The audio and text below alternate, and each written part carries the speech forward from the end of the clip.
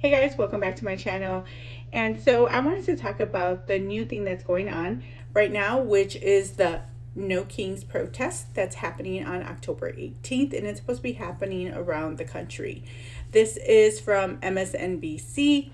The GOP coordinated attacks on the No Kings rally is ridiculous.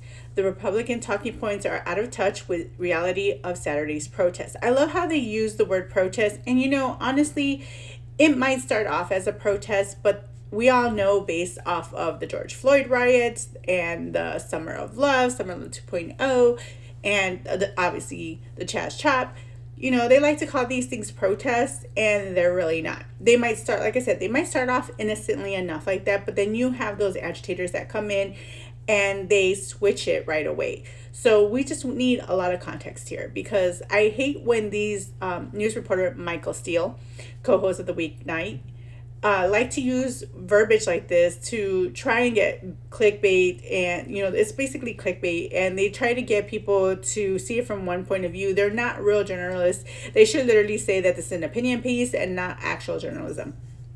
So let's go ahead and jump into it. So in recent days, Republican leaders have warned darkly about the No Kings national protest scheduled for Saturday. Speaker Mike Johnson called it Hate America Rally. I agree. Because you have these people, and if you watch my video in regards to the history of the national anthem, you can see why people feel so strongly about the American flag and the national anthem. And I think a lot of these people who come here saying like, oh, I want to be American, then why are you waving other countries' flags that you're trying to flee from? That doesn't make any sense. Like, I know people are probably going to give me a lot of hate for this, but I don't give two whats about it. If you're looking at my ancestry, I've said it before, I have, like Native American me, I have Aztec Mayan, I have, Latin, Spaniard, whatever. In my home, I don't have anything like Latin waving around. I don't have anything from any of those cultures. What I do have is my American side, because I grew up as an American. I was born and raised here, so I identify as American. I don't identify as anything else. And before people give me hate, just because I have Latin in me doesn't make me like Latin. Okay, you have, that's my husky. That's my husky. She's very talkative today. She wants to share in the podcast. That's what it is. She's giving you her 2 cents. That's what she's doing. But yeah, so I think it's funny because people think, oh, well, you're brown or you're Latin, and that's how I'm supposed to identify. But I wasn't born in Mexico. I was born in America, so I'm American. If I was born in England or, in Britain, I'd be British. If I was born in Africa, I'd be African. If I was born in China, I'd be Chinese. People need to understand that. It has to do with where you're born at. Now, you can, identify with your culture if you want to and celebrate it. I really don't care. That's not my business. Like my husband, y'all know he's Puerto Rican, and he's very, very about his culture. And, I'm so happy for him, that he loves his culture. He knows a lot about it. But I was born and raised American, so all I know is American culture. But that's neither here nor there. But I do agree that, people need to understand, why people feel so deeply when it comes to America and its traditions and, our culture. You come here, you should be wanting to assimilate, So let's keep going. So he was saying that it will draw the pro-Hamas wing of the Democratic Party. The Antifa people, House Republican Whip Tom Emmer called that, quote, you'll see the hate for America all over the thing when they show up, end quote. For the rally, Senator Roger Marshall claimed protesters were being paid and suggested the National Guard might need to show up. That's actually probably factual, because it's been all over X and social media showing proof that people were getting paid to go to these protests. So yes, some, I'm not saying all of them, but definitely some are paid protesters. Trust me when I say these comments aren't spontaneous. When I was chairman of the Republican National Committee, I sat in countless meetings where we carefully crafted the talking points for the week, fine-tuning the language so everyone from local lawmakers to friendly cable news pundits could stay on message. But when we did that, it was to keep someone from upending the party message by saying something unhinged. This time, the unhinged comments are the messages. Organizers of the No Kings protest have a simple message: America is democracy, not a dictatorship. It's right there in the name of the rally. So it's bizarre to see Republican leaders seek in advance to paint this as a dangerous, unpatriotic, astroturfing. Even the word protest comes with a negative connotation, so it's important we don't fall into the messaging trap the GOP is setting. Or worse, repeat the language. It's one thing for Americans to protest a government policy. It's quite another to stand up for justice, defend the rule of law, and demand accountability on behalf of their country, just as our founders did in 250 years ago, whether opposing King George or a wannabe king named Trump. Our civic resolves to protect the fragile experiment remains the same. So I want to kind of address this little comment here because I think a lot of people don't understand what the difference is. So you notice how the language that they like to use here a lot is they like to say stuff like, this is a democracy.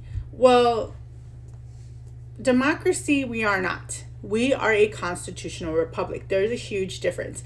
So democracy, as defined, a system of government where people directly make decisions, usually by majority vote. An example of that, in a pure democracy, if 51% of the people who voted for something, that decision becomes law, and if it's taking away the rights of the 49%. So key idea, majority rules. And I know some of you are thinking, well, isn't that kind of what we do because of the fact that we have Congress and Senate and they, pass bills based off of that. We vote in elections, right? Well, sort of. Let me explain. Constitutional republic, the definition of that, a system where the people elect representatives to make decisions, but those representatives must follow a constitution that protects individual rights and limits government power. An example of that is the United States. Even if the majority wants to ban free speech, the Constitution prevents it because individual rights are protected above majority opinion. Key rule of law and protection of the rights. So as you see that's the major difference, is that, in short, a democracy is ruled by majority opinion. So like saying, like, if I had people come to my house, right, to visit, and the majority of them, they don't live here, right? I am the only person that lives here, right? And if I have 4 friends come over and we all decide like, I'm over here saying like, we're going to order pizza, and they're like, nah, we decided we want chicken. Majority rules. That's more, to me, that sounds more like, it doesn't sound like democracy. It sounds like a dictatorship because they're the ones that are deciding it, where a constitutional republic is ruled by laws that protect the rights of everyone, even the minority. So like that same scenario, my house, my rules, so I want pizza, everybody getting pizza, because that's what we originally agreed on. That's kind of how it works. So we are ruled by our constitution, not by democracy. So I just want to make sure people understand the difference, because people seem to use the word democracy for everything, and it's losing its meaning. And I think they're misusing it. So democracy, people vote on everything. The majority always wins. Constitutional republic, people elect leaders, and those leaders must follow a set of rules, which is our constitution, that protects everyone's right, even if most people disagree. And that is the biggest takeaway for that. So just keep that in mind whenever you hear these people talk about, but democracy, we're fighting for democracy. The United States is a democracy. It's not. We're a constitutional republic, and people need to understand the difference. But I think, again, they like to use these word games because I think they like to manipulate people in believing one thing that is not true. So let's go on. But Trump-era Republicans do not want to govern for the American people anymore. They want a king. The same party that once celebrated individuals' liberties and limited government now demands loyalty to a single leader, punishes dissent, and attacks the free press, which is, again, untrue. So this guy is just so full of ish that it is ridiculous. And again, notice how the way they're speaking, okay, this is how MSNBC is the mouthpiece for the left, for the Democratic Party, because this whole thing is skewing one way. You notice that it's not going down the middle. It's literally like, hey guys, we're going to keep going this way, and I'm just going to keep talking trash. and y'all gonna like it, instead of just being honest and saying, well, the left says this, the right says this, put it together, you have the truth. That's how I always looked at everything. Like whenever I had siblings or friends or people that would argue, I would listen to the first person, then I would listen to the second person, and then I would gather from both of their arguments the bits and pieces that match. It's like a puzzle, and that's how I would garner the truth of what's really going on, because people are either being hyperbolic or they're exaggerating or they're just straight lying. Once you have both pieces of the argument and you're able to fit these pieces like a puzzle, you're able to figure out what's really going on. And I feel like this person is totally being disingenuous, But what do you expect from MSNBC? We also have from Axios. What to know about October 18, No Kings protest. No King protest planned on October 18. So as you see from the image here, the yellow dots are basically everywhere it's going to be. So you find your state, hopefully you're not too close to some of these crazy dots. But yeah, this is kind of how it's kicking off. So the No King protest organizers expect millions to gather across the nation on Saturday on October 18th in an event Republican lawmakers decry as Hate America rally. Why it matters, again, the latest round of protests come amid growing frustrations about the ongoing government shutdown and widespread opposition to President Trump's military crackdown on Democrat-led cities across America. Again, you gotta love their language, because the shutdown is the Schumer shutdown. This is, I think, like the 7th or 17th time that they shut this, that the Democrats have declined to open the government. And they're doing that, and they keep telling you, oh, it's because, the Republicans don't want to cover, people's Medicaid and Medicare and blah, blah, blah, and in reality, it's not that.